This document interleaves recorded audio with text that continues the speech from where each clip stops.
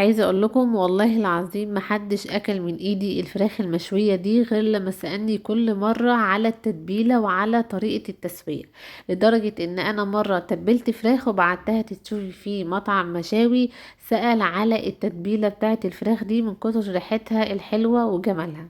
وعايزة اقول لكم كمان ان احنا هنسويها بطريقة بسيطة جدا من غير بقى فحم ولا شواية ولا الكلام ده كله، وهتطلع كأنكم شوينها على الفحم واحلى من الجاهزة كمان. تعال نشوف الطريقة والمقادير مع بعض. اول حاجة معايا بصلة كبيرة مبشورة، تبشريها بقى في الكبة او المبشرة العادية. اهم حاجة البصلة تكون مبشورة ناعم بالشكل ده. ممكن تصفيها وممكن تستخدميها زي ما انا هستخدمها النهاردة. هضيف عليها بقى معلقة صغيرة مليانة من الملح، نص معلقة صغيرة من الفلفل الاسود والبابريكا والكاري وبهارات الفراخ والسبع بهارات او البهارات المشكلة، وشوية كده من الروزماري، بس انا بحب افركها بايدي كده علشان تبقى ناعمة مع البهارات. وكمان هضيف نص معلقة صغيرة من السماق. السماق بيدي طعم حلو قوي للمشاوي او الفراخ المشوية بالذات. وبعد كده هضيف عصير ليمونة كاملة، وكمان معلقة كبيرة من الخل، بس انا ما كانش متاح معايا خل. وبعد كده هضيف معلقة كبيرة من دبس الرمان، معلقة كبيرة من الصويا صوص، ومعلقة كبيرة من صوص الباربيكيو، وزي ما قلت لكم ما ننساش معلقة كبيرة من الخل. واخر حاجة هضيفها هي نص كوباية من اللبن الرايب. بيفرق جدا في طعم الفراخ وبيخليها طرية كده وجوسي. وكمان هضيف معلقة صغيرة من صلصة الطماطم الجاهزة، ودي بتدي لون حلو كده للفراخ المشوية، مش بتخليها بيضة كده ومشوية او بعد التسوية، لا بتخلي لونها حلو كده ولونها كده واخد لون الشوي الحلو بتاعنا. هنقلب بقى التتبيلة والبهارات دي كلها مع بعضها، مش عايزة اقول لكم ريحتها بتبقى حلوة جدا. معايا هنا بقى 4 وراك من الفراخ، تقدروا تستخدموا فرخة كاملة. التتبيلة دي تكفي من فرخة لفرخة ونص. اهم حاجة بمسك كده الجزء وببتدي ان انا افتحه بالسكينة بالشكل اللي انتوا شايفينه ده. ده بيساعد لي على تسوية الفراخ، وكمان بيساعد لي ان التتبيلة او الفراخ تتشرب من كل التتبيلة اللي معايا. هرجع بعد كده للطبق اللي فيه التتبيلة، وانا بصراحة بحب اعمل الحركة دي. بجيب كيس تلاجة كبير، وبعد كده ببتدي اجيب اجزاء الفراخ اللي معايا او الوراك اللي معايا، ببتدي ان انا اشبعها كويس قوي من التتبيله من فوق الجلد كده ومن تحت الجلد زي ما انتم شايفين. وببتدي ان انا احطها في كيس بالشكل ده. هعمل الاجزاء كلها بنفس الطريقه. انا زي ما قلت لكم النهارده معايا 4 وراك. انا بحب الاوراك دايما في الشوي بتكون طريه اكتر من الصدور. والصدور مثلا لو عندي ممكن اعمل بيها شيش طاووق او بانيه، يعني بحب اعملها كده. لكن الوراك بحبها جدا في المشاوي، هي واجنحه الفراخ بتكون طريه كده وجوسي وطعمها بصراحه احلى بكتير. اخلص بقى الكميه كلها بالشكل ده. هتبل بقى الفراخ زي ما انتم شايفين كده. اخد وقتي بحيث ان انا اشبع كل جزء من الفراخ من التتبيله اللي احنا عملناها. وزي ما قلت لكم التتبيله دي او كميه التتبيله دي تكفي فرخه كامله او فرخه ونص كمان من الفراخ. هخلص بقى الكميه كلها بالطريقه اللي انتم شايفينها دي. وزي ما قلت لكم تقدروا ان انتوا تصفوا البصل، لكن انا طريقتي النهارده في التسويه هستخدم البصل مبشور بحاله كده من غير ما اصفيه. وباقي التتبيله كده لو باقي معايا شويه من التتبيله ولا حاجه طبعا ما برميهاش، بحطها في كيس بالشكل ده. وطبعا بغسل الطبق كويس جدا وبقفل بقى الكيس بالشكل ده.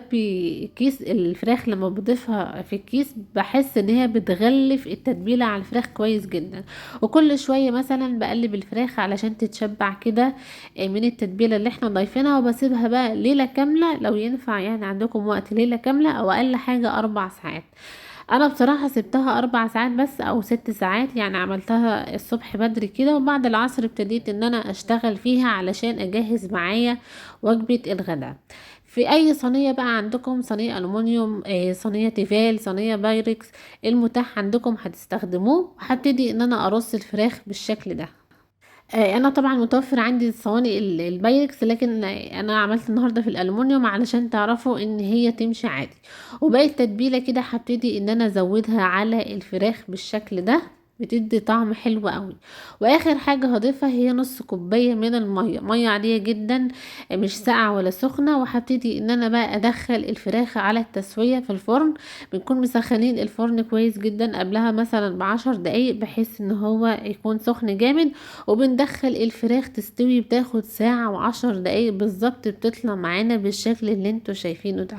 طبعا تقدروا تشوي الفراخ بنفس التتبيلة دي على الفحم او على الشواية، تنفع جدا. لكن دي طريقة سهلة قوي. وعلشان اديلها بقى طعم الفحم وكأنها فراخ مشوية مشوية على الفحم كده، بحط قطعة من الفحم كده على ورقة من الفويل، وبزود عليها نقطتين كده من السمنة او الزيت، وبورقة فويل كده ببتدي ان انا اغلف الفراخ كويس جدا. الحركة دي بتدينا بتدي للفراخ طعم كده، طعم الفحم، كأننا زي ما قلت لكم شوينا على الفحم. واخر حاجة في طبق التقديم بقى، ببتدي ان انا ارش رشة بسيطة كده من البقدونس على الشبت. المشاوي لما بنطلعها من الفرن او بعد التسوية بنحطها على فرشة كده بسيطة من البقدونس بالذات والشبت، بيدونا طعم حلو قوي للمشاوي.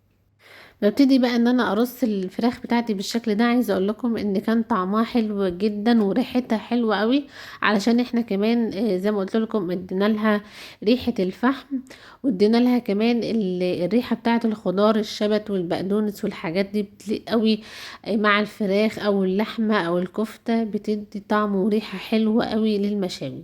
زي ما انتم شايفين لون الفراخ حلو جدا، مش لونها ابيض كده وكأنها مسلوقه او مشويه كده بسرعة، لا، تحسوا ان هي مخدومة كده ولونها حلو. اللون ده ناتج على زي ما قلت لكم المعلقة الصغيرة من معجون الصلصة، بتديلها اللون المحمر الحلو بتاع المشاوي دي. عايزة اقول لكم تتبيلة حلوة جدا ومميزة، جربوها بنفس المقادير ونفس الطريقة هتعجبكم جدا. كمان الحركة الأخيرة اللي عملناها بالفحم دي بتديلها طعم وريحة الفحم، كأننا بالظبط شوينها على الشواية أو على الفحم.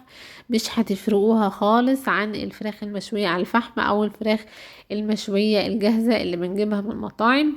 جربوها بنفس زي ما قلت لكم التتبيلة والتسوية. تقدروا تقدموها جنب رز مبهر أو رز بسمتي، تقدروا تقدموها جنب مكرونة، أو تقدروا تقدموها مع العيش وسلطة الطحينة وسلطة بلدي. هي في جميع الحالات حلوة جدا. دي كانت وصفتي البسيطة النهاردة، الفراخ المشوية بأحلى تتبيلة واسهل طريقة للشوي. لو عجبتكم الوصفة وعجبكم الفيديو، ما تنسوش تعملوا لايك وشير واشتراك في القناة علشان توصلكم اشعارات بكل وصفاتي الجديدة اول باول.